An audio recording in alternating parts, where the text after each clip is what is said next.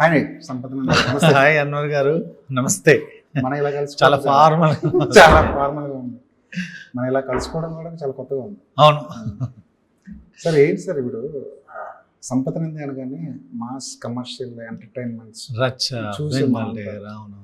ఓదిల అనేది వేరే separate genre, separate world కదా. అసలు ఈ బీజం ఎక్కడ పడింది సార్ ఓదిల అనే కాన్సెప్ట్కి? ఓదల్లోనే పడింది ఒక రకంగా చెప్పాలంటే బీజం. ఆ బీజం పడింది ఓదల్లో. ఎందుకంటే లాక్డౌన్ టైంలో అందరం ఇంట్లో కూర్చున్నాం.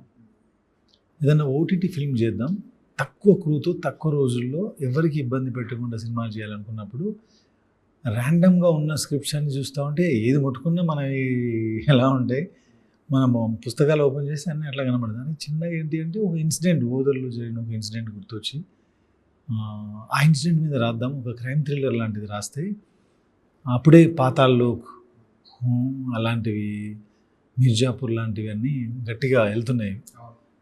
అవన్నీ చూసినప్పుడు అవును కదా, ఒక క్రైమ్ థ్రిల్లర్ లాగా ఏదైనా చేద్దామని అనుకున్నప్పుడు ఓదల్లో రియల్ ఇన్సిడెంట్స్ జరిగినాయి ఒకటి రెండు. ఆ రియల్ ఇన్సిడెంట్ బేస్ చేసుకొని అల్లి ఇంకా దాన్ని చేయడం జరిగింది. ఆ తర్వాత చిన్నగా మొదలై పెద్ద సౌండ్ చేసింది అది. ఆ రోజుల్లో ఓటీటీలో రిలీజ్ అయింది సార్ ఆ సినిమా. అప్పుడు ఏదైనా చిన్న డిసప్పాయింట్ ఏదైనా ఉండేదండి ఓటీటీకి? కాదు, we made this film for OTT. 1.5 hour film అది. అవును, not even 2 hours above film కాదు అది.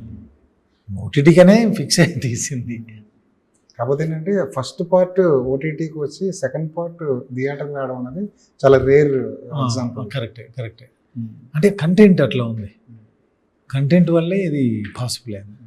మళ్ళీ పార్ట్ 2 కూడా ఓటీటీకి చేయాలన్న ప్రెజర్ ఏమైనా ఫీల్ అయ్యారా? లేదు, ఓటీటీ ప్లాట్ఫామ్స్ అడగడం వల్ల స్టార్ట్ అయినా డే 1 నుంచి దీని ఐడియా థియేటరే.